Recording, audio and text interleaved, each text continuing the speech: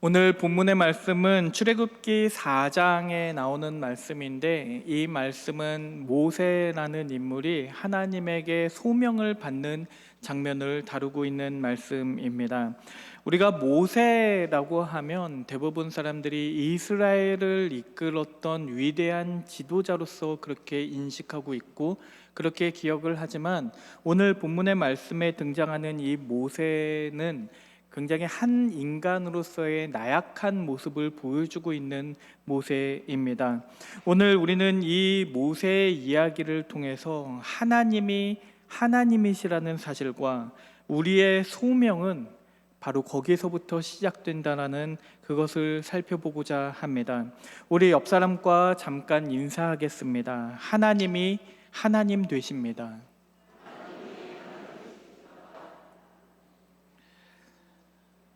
여러분들은 사람들 앞에 나서서 뭔가 발표를 하거나 공연을 하면서, 아니면 면접을 보는 일도 있었을 텐데, 그렇게 사람들 앞에 섰을 때 너무나 긴장되고 두렵고 떨렸던 기억을 여러분들은 가지고 계십니까?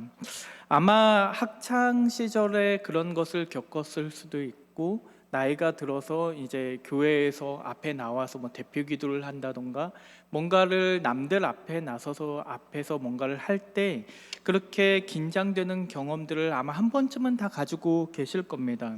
너무나 많이 연습했음에도 불구하고 이 손이, 그 종이를 잡고 있는 손이 너무나 떨리는 것을 참을 수가 없고, 가만히 있는데도 불구하고 너무 긴장돼서 마치 내 심장 소리가 나한테 들리는 것처럼 그렇게 느껴질 때도 있습니다. 오늘 본문 말씀에서 모세가 하나님에게 소명을 받는 이 장면을 보면, 이 모세도 사람들 앞에 나서는 것이 굉장히 긴장이 되고 두려운 일이었던 것 같습니다. 이 앞장의 말씀을 보면 이 3장에서 모세가 호렙산에서 하나님을 만나요. 하나님이 불타는 떨기나무로 계시는 것을 보게 되고 하나님께서 모세를 부르십니다. 그래서 하나님께서 모세에게 이곳은 거룩한 땅이니 내 신을 벗으라고 하셨고, 그리고 모세를 부른 후에 그에게 소명을 주셨습니다. 그 소명의 내용이 무엇이었냐면, 이제 네가 이스라엘 사람들에게 애굽으로 돌아가서 이스라엘 사람들 앞에 서서 그들을 그 땅에서 인도하여 내라는 그런 소명이었습니다. 그런데 그 모세가 이 하나님의 소명을 들었을 때의 그 반응을 보면요, 이 모세가 굉장히 미적지근한 반응을 보입니다. 하나님께서 이스라엘 백성들에게 가서 그들을 구원하라고 명령을 하셨음에도 불구하고 이 모세는 주저주저 하면서 자기 변명을 계속해서 늘어나요.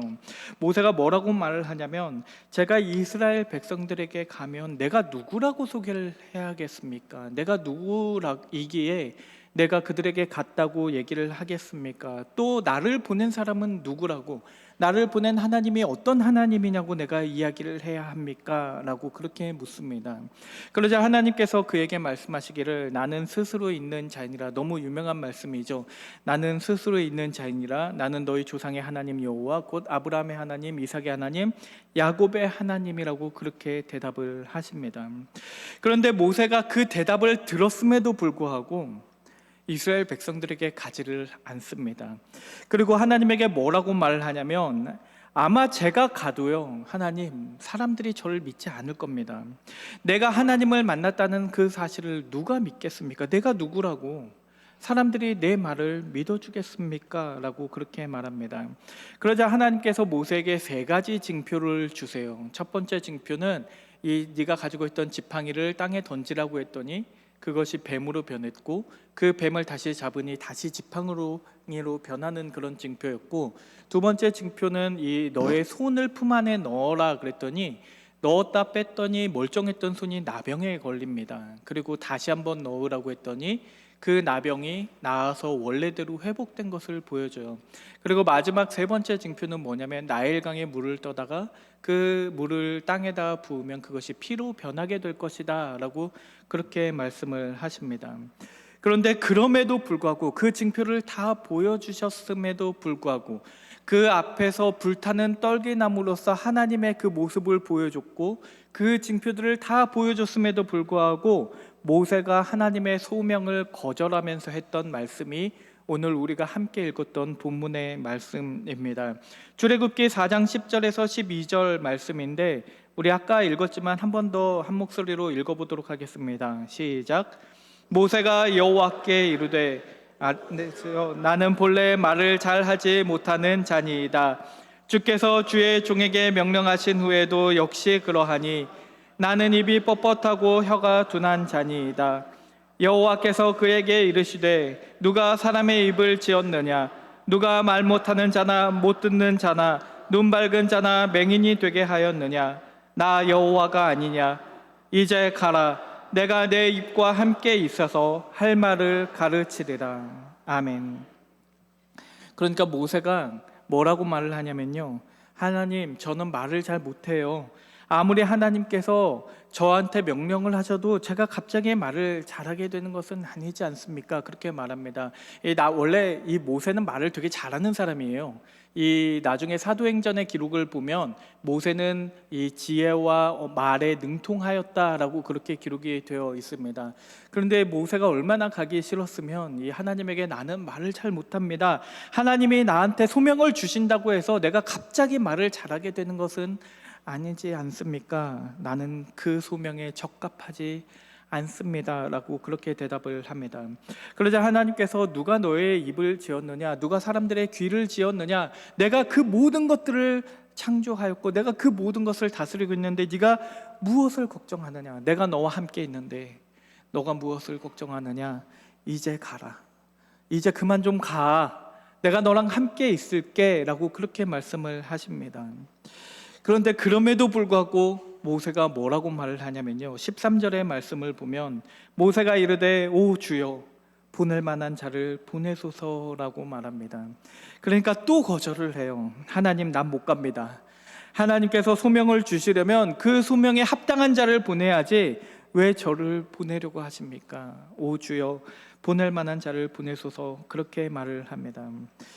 그러니까 계속 하나님께서 그를 보내려고 하시는데 그가 계속해서 주저하고 자꾸만 변명을 하니까 얼마나 화가 나셨던지 바로 다음 절 말씀을 보면 14절 말씀에 하나님께서 노하셨다라고 그렇게 되어 있습니다.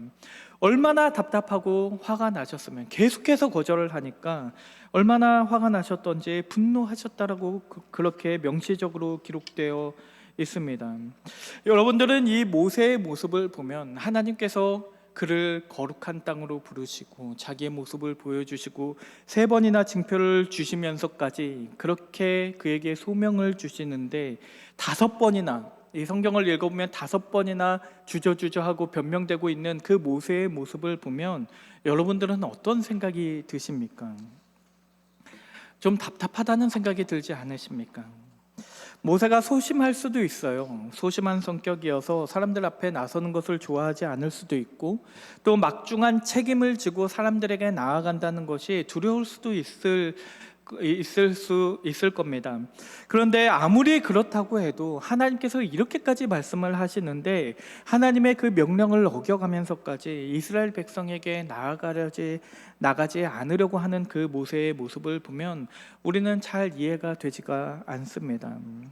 그런데 우리가 얼핏 생각하면 이 모세가 정말 답답한 사람처럼 보이고 어떤 회피형 인간처럼 그렇게 보이겠지만, 우리가 이 모세의 인생을 한번 되돌아보면 그 모세의 입장을 조금은 이해할 수가 있습니다. 한번 생각을 해보십시오. 이 모세가 왜 미디안 광야에서 지금 이렇게 살아가고 있는지를 한번 생각을 해보십시오. 원래 이 모세는 이집트의 왕자로서 살아가던 사람이었습니다. 그런데 그가 이집트의 왕자에서 이 미디안 광야에서 도망자로서 살아가게 된 이유는 그가 괜히 사람들 앞에서 나선 경험이 있기 때문입니다. 모세가 40세가 되었을 때에 그는 애굽 사람이 히브리 사람들을 괴롭히는 것을 보고 그 히브리 사람을 돕기 위해서 그 애굽 사람을 죽였던 적이 있습니다. 그리고 다음 날 히브리 사람들이 서로 싸우는 것을 보고 그들을 말려요. 너희들이 왜 동포끼리 싸우냐? 싸우지 마라고 그렇게 얘기를 하는데, 그 히브리 사람들이 모세에게 어떻게 대하냐면, 모세한테 어제 나를 도와주셔서 고맙습니다, 우리를 도와주셔서 고맙습니다라고 말하지도 않고요, 그 모세가 잘못한 것에 대해서 우리를 위해서 모세가 희생을 한 건데도 불구하고 그 모세를 감싸거나 지켜주려고 하지 않습니다. 출애굽기 2장 14절의 말씀을 보면, 그가 이르되 누가 너를 우리를 다스리는 자와 재판관으로 삼았느냐? 내가 애굽 사람을 죽인 것처럼 나도 죽이려느냐? 모세가 두려워하여 이르되 일이 탈로 되었도다 라고 그렇게 기록이 되어 있습니다. 그러니까 모세의 입장을 한번 생각을 해보세요. 모세가 얼마나 후회했겠습니까? 그때 내가 나서지 않았더라면, 내가 그냥 모른 척하고 지나가고 그들이 싸우도 그냥 내버려 두었었더라면 나는 지금도 그냥 애굽의 왕자로서 살아가고 있었을 텐데 라고 얼마나 후회했을지 모릅니다. 그로부터 40년의 시간이 흘렀어요. 이제 나이가 들어서 40세에 그 사건이 있었고 40년이 지났으니까 이제 80세의 노인입니다. 이제 그 노인이 된 상태에서 그 지난 40년간의 그 세월이 얼마나 이 모세에게 트라우마처럼 남아 있었을지 우리가 한번 생각해 볼 수 있을 겁니다. 누가 너를 우리를 다스리는 자와 재판관으로 삼았느냐? 누가 너를 우리를 다스리는 자와 재판관으로 삼았느냐라는 그 사람의 말이 40년 동안 모세의 귀에서 떠나지 않고 계속 맴돌았을 것입니다. 제 상상이 아니에요. 제가 그냥 추측하고 제 마음대로 얘기하는 것이 아니라 사도행전 7장 27절에서 29절의 말씀을 보면 스데반 집사가 모세에 대해서 설교를 하면서 이렇게 말합니다. 그 동물을 해치는 사람이 모세를 밀어뜨려 이르되 누가 너를 관리와 재판장으로 우리 위에 세웠느냐? 내가 어제는 애굽 사람을 죽임과 같이 또 나를 죽이려느냐 하니, 모세가 이 말 때문에 도주하여 미디안 땅에서 나그네 되어 거기서 아들 둘을 낳으니라 라고 이렇게 되어 있습니다. 그러니까 이 말 때문에 네가 재판장이냐? 네가 누군데? 네가 누군데라는 이 말 때문에 이 모세가 미디안 광야로 도망하여 40년 동안 나그네가 되었다고 기록되어 있습니다. 그러니까 이 모세라는 인물은 평생 동안 자기의 정체성에 대해서, 내가 누구인지에 대해서 혼란을 겪어왔던 그런 사람입니다. 그는 이집트 왕자이면서 동시에 히브리 사람이었고, 동시에 히브리 사람이면서 이집트의 왕자였던 사람이었습니다. 그랬던 그 모세에게 네가 누군데? 네가 누군데? 네가 도대체 누구길래 누가 너를 우리를 다스리는 자와 재판관으로 삼았느냐라는 그 질문이 이 모세에게 얼마나 비수가 되어 가시가 되어서 그 마음에 꽂혔겠냐는 말입니다. 그런데 모세가 그 평생의 트라우마를 겪고 있는데 하나님이 그 앞에 나타나셔서 이스라엘 백성들에게 나가서 그들을 구원하고 그들을 이끌어내라고 그렇게 말하고 있는 것입니다. 그러니까 모세가 자기가 그때 들었던 그 말, 그 평생을 자기를 괴롭혀왔던 그 말을 그대로 하나님에게 다시 되묻습니다. 출애굽기 3장 11절의 말씀을 보면 모세가 하나님께 이르되 내가 누구이기에 바로에게 가며 이스라엘 자손을 애굽에서 인도하여 내릴까라고 그렇게 말을 합니다. 그러니까 모세가 소명을 받고 나서 하나님께 대답했던 첫 번째 말이 뭐냐면, 하나님 내가 누구입니까? 내가 누구입니까? 라는 그런 질문입니다. 자기가 평생 동안 스스로 던져왔던 질문을 이제 드디어 하나님을 만났을 때 하나님에게 묻고 있는 겁니다. 나도 내가 누군지 잘 모르겠습니다, 하나님. 내가 누구이기에 내가 그들에게 가서 그들을 애굽에서 인도해 내야 하는 것입니까? 그런데 하나님께서 모세에게 대답을 하시는데, 모세가 누구인지를 알려주시는 것이 아니라 하나님이 누구이신지에 대해서 말씀을 하십니다. 출애굽기 3장 14절에서 15절의 말씀을 보면 하나님이 모세에게 이르시되 나는 스스로 있는 자이니라. 또 이르시되 너는 이스라엘 자손에게 이같이 이르기를 스스로 있는 자가 나를 너희에게 보내셨다 하라. 하나님이 또 모세에게 이르시되 너는 이스라엘 자손에게 이같이 이르기를 너희 조상의 하나님 여호와 곧 아브라함의 하나님 이삭의 하나님 야곱의 하나님께서 나를 너희에게 보내셨다 하라. 이는 나의 영원한 이름이요 대대로 기억할 나의 칭호니라. 아멘. 그러니까 모세는 자꾸만 내가 누군지 나에게 초점을 맞추고 있는데 하나님은 하나님이 누구신지에 대해서 초점을 맞추고 있다는 것입니다. 하나님, 내가 누구입니까? 라고 말하고 있는데 반대로 하나님께서는 내가 누구냐라고 그렇게 모세에게 되묻고 계시는 겁니다. 영어로 말하면 조금 더 이해가 잘 되시는 분들도 있을지 모르겠어요. 모세가 하나님에게 Who am I? 내가 누구입니까? 라고 물어보니까 하나님께서 I am who I am. 나는 나이다. 나는 스스로 존재하는 자이다. 그렇게 대답을 합니다. 왜냐하면 이 모세의 정체성은요, 이 모세가 누구인지를 묻는 데에서 찾을 수 있는 것이 아니라 하나님이 누구이신지를 묻는 데에서 찾을 수 있는 것이었기 때문입니다. 그러니까 모세가 하나님의 사람으로서 그 사명을 감당하기 위해서 그가 던져야 했던 질문은 내가 누구입니까가 아니라 하나님이 누구십니까? 라는 그런 질문이었다는 말입니다. 그래서 하나님은 내가 누구인지 하나님이 하나님이시라는 것을 보여주기 위해서 모세에게 그 세 가지 표징을 보여주신 것입니다. 하나님께서 첫 번째로 그에게 그 지팡이를 뱀으로 변하게 되고 그 뱀이 다시 지팡이로 변하게 되는 모습을 보여주십니다. 그 표징을 통해서 하나님께서 말씀하고자 하시는 것은 비록 그 지팡이가 모세의 지팡이라고 할지라도 모세가 오랜 세월 동안 그의 소유라고 생각하면서 그가 가지고 있었던 그 지팡이라고 해도 그것은 모세의 뜻대로 되는 것이 아니라 하나님의 뜻대로 되는 것이라는 사실이었습니다. 다시 말하면 그것은 모세의 지팡이인 것처럼 보이지만 사실은 모세의 지팡이가 아니라 하나님의 지팡이라는 것입니다. 그래서 실제로 이 출애굽기 4장 20절의 말씀을 읽어보면 나중에 모세가 순종해서 애굽에 돌아갈 때 뭐라고 기록되어 있냐면 그것이 모세의 지팡이라고 기록되어 있지 않고 하나님의 지팡이라고 그렇게 기록이 되어 있습니다. 그리고 두 번째로 하나님께서 보여주신 것은 모세의 손이 나병에 걸렸다가 그의 손이 다시 원래대로 돌아오게 만드는 것이었습니다. 그러니까 그 손은 모세 거예요. 모세의 손인데 그 손이 모세의 것이 아니라 하나님의 것이라는 것을 보여주고 있는 겁니다. 모세의 육체인 것은 사실입니다. 모세의 육체임에도 불구하고 그 육체가 모세에 속해 있는 것이 아니라 하나님에게 속해 있다는 것을 보여주고 계시는 겁니다. 세 번째로 나일강의 물을 땅에 부으면 그것이 피로 변하게 될 것이라고 그렇게 말씀하셨어요. 이 나일강이라는 것은 이집트 사람들에게 있어서는 생명의 근원과도 같은 것입니다. 모든 것이 그 나일강으로부터 시작된다고 믿었어요. 그리고 모든 것이 그 나일강으로 시작될 뿐만 아니라 그 사회를 지탱하고 있는 그 이집트의 그 세상이 지탱하고 있는 것은 그 나일강이라는 그 시스템이라고 생각을 했습니다.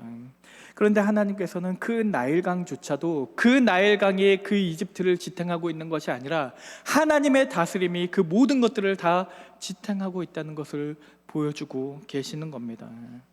그러니까 하나님이 하나님이시라는 사실을 이 세 가지 징표를 보여주고 계시는 겁니다. 나는 나다. 하나님은 하나님이시라는 것이 그것이 무엇을 의미하는지, 내가 아브라함의 하나님, 이삭의 하나님, 야곱의 하나님이라는 그 말이, 이 칭호가 무엇을 의미하는 것인지 이 모세에게 보여주고 계시는 겁니다. 우리에게는 초자연적인 일인 것처럼 보여요. 우리에게는 초자연적인 일인 것처럼 보이지만 그것이 하나님에게는 자연스러운 일이라는 것을, 우리에게는 일상의 보통 우리에게 있는 일들 같은데 하나님께서는 그 일상의 보통의 일들을 통해서 특별하고 비범한 일들을 이루실 수 있다는 것을 하나님은 우리에게 보여주고 계시는 겁니다. 왜냐하면 하나님은 하나님이시기 때문입니다. 그러니까 하나님께서는 내가 누구입니까? 나의 정체성에 혼란을 겪고 있는 그 모세에게 내가 누구인지 네가 생각을 해봐라. 나는 하나님이다. 내가 여호와 하나님이다. 내가 너와 함께 하겠다라고 그 임재를 약속하고 계시는 것입니다. 오늘날 우리도 이 모세의 삶과 크게 다르지 않습니다. 우리도 모세처럼 자아의 정체성에 있어서 혼란을 겪으면서 살아갈 수밖에는 없습니다. 왜냐하면 우리는 크리스찬이면서 동시에 세상에서 살아가야 하고, 우리는 세상에 살아가고 있으면서도 동시에 크리스찬으로서 구별된 삶을 살아가야 하기 때문입니다. 그렇기 때문에 우리는 우리 정체성에 있어서 혼란을 겪을 수밖에는 없습니다. 이 세상에서 내가 크리스찬으로서 구별된 삶을 살아가는 것이 얼마나 힘든 것인지, 도대체 내가 누구인지, 내가 세상에 속해 있는지 아니면 교회에 속해 있는지 그 혼란을 겪을 수밖에 없다는 것을 여러분들 이미 다 알고 계시지 않습니까? 그런데 내가 누구인지, 내가 어디에 속해 있는지를 우리가 답을 얻기 위해서는 우리가 던져야 하는 질문은 내가 누구인지가 아니라 하나님이 어떤 분이신지입니다. 왜냐하면 나의 정체성은 하나님이 누구이신지, 하나님의 정체성 위에, 그 위에 세워지는 것이기 때문입니다. 마태복음 16장 15절의 말씀을 보면 예수님께서도 제자들에게 이렇게 물으십니다. 이르시되 너희는 나를 누구라 하느냐? 너희는 나를 누구라고 생각하느냐? 그렇게 물어봅니다. 그러자 베드로가 16절에서 뭐라고 대답을 하냐면, 시몬 베드로가 대답하여 이르되 주는 그리스도시요 살아계신 하나님의 아들이시니이다 라고 그렇게 고백을 합니다. 그때 예수님께서 뭐라고 말씀을 하시냐면, 내가 이 반석 위에, 여기에서의 이 반석은 단순히 베드로를 얘기하는 게 아니라 이 고백을 이야기하는 거예요. 내가 이 고백 위에 내 교회를 세울 것이다 라고 그렇게 말씀을 하십니다. 주님이 주님이십니다.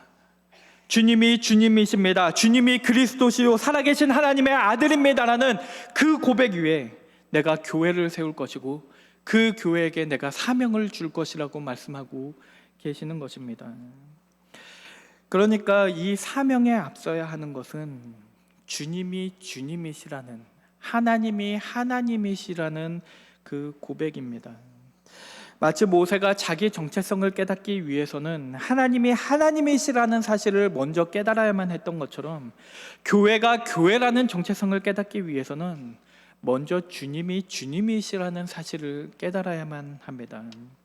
만약에 이 고백이 하나님이 하나님이시고 주님이 주님이십니다라는 이 고백이 우리의 사명보다 앞서지 않는다면 교회 안에는 아무것도 남아있지 않고 그저 일하는 것만 남아있게 됩니다.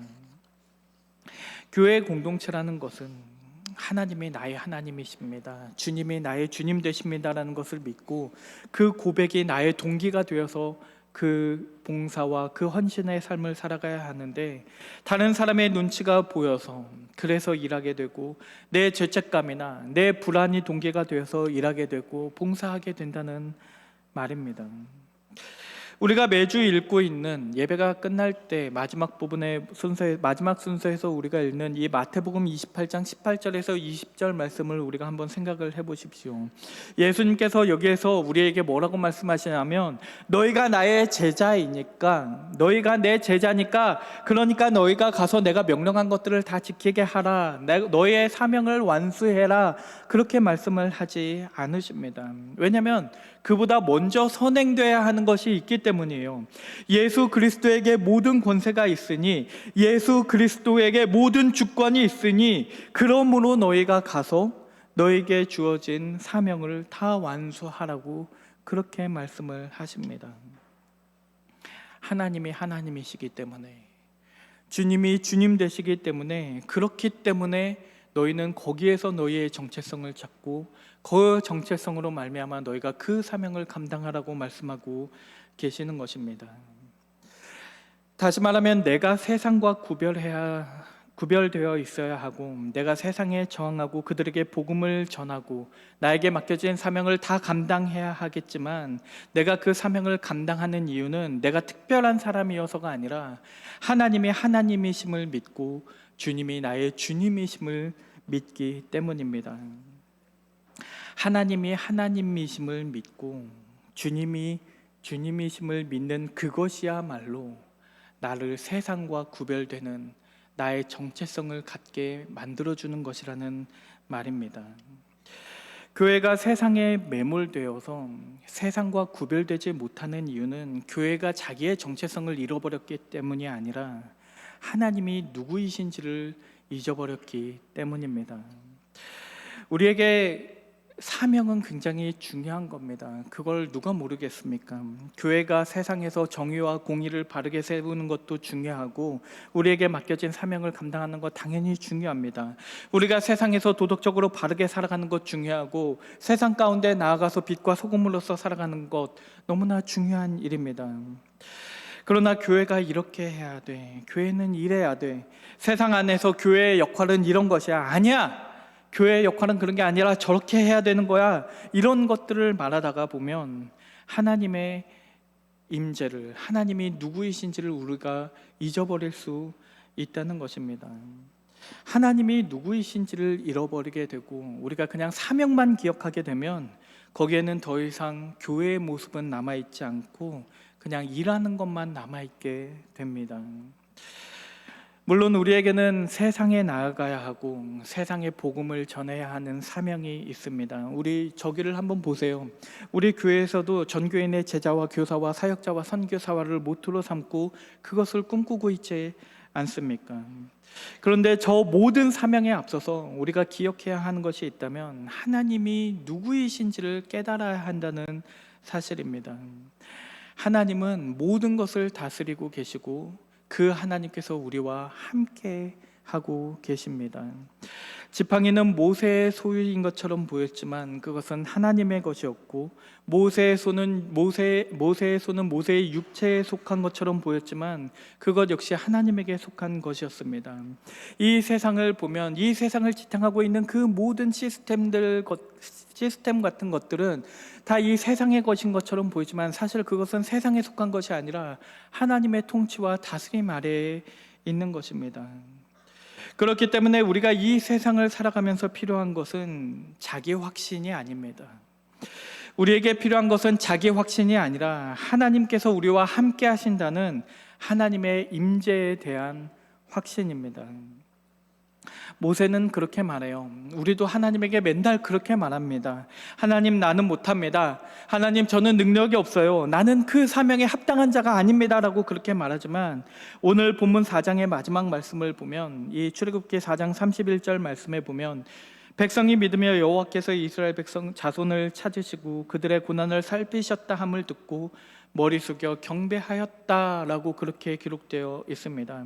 그러니까 결국 모세는 못한다고 했는데 모세는 자기 정체성을 의심하면서 나는 안 됩니다, 그들이 내 말을 믿지 않을 겁니다 라고 그렇게 얘기했는데 결국 하나님께서 모든 것을 이루셨다는 것을 보여주고 있는 것입니다. 이번 한 주간에도 우리는 모세처럼 이제 가라라는 이 하나님의 명령을 듣게 됩니다. 우리는 세상 가운데 들어가야 하고 우리는 거기에서 복음을 전하며 우리에게 맡겨진 사명들을 잘 감당해야만 할 것입니다. 그런데 그것에 앞서서 우리는 모든 우리의 삶의 자리에서 하나님이 하나님 되시고 주님이 나의 주님이 되신다는 것을 경험해야만 합니다. 왜냐하면 이제 가라라는 하나님의 그 명령은 내가 너와 함께 가겠다는 그 하나님의 약속이기도 하기 때문입니다. 하나님의 임재 가운데 내 소유와 내 육체, 나를 둘러싸고 있는 그 모든 환경들은 다 하나님의 주권 아래에 있다는 것을 잊지 마시고 이 세상 가운데 내가 누구인가를 물어보시기보다는 그 하나님의 주권을 바라보면서 하나님을 신뢰하며 살아가게 되시는 새하늘교회 성도님들 되시기를 주의 이름으로 축원합니다. 우리 기도하겠습니다. 아브라함과 이삭과 야곱의 하나님 아버지, 오늘 하나님이 하나님 되시고 주님이 나의 주님이 되시기를 바랍니다. 우리의 모든 삶 가운데 하나님의 임재를 경험하게 하여 주시고 내가 누구인지가 중요한 것이 아니라 나와 함께 하시는 하나님이 누구신지가 중요하다는 것을 우리가 기억하게 하여 주시옵소서. 예수님의 이름으로 기도드립니다. 아멘. 우리 다 함께 찬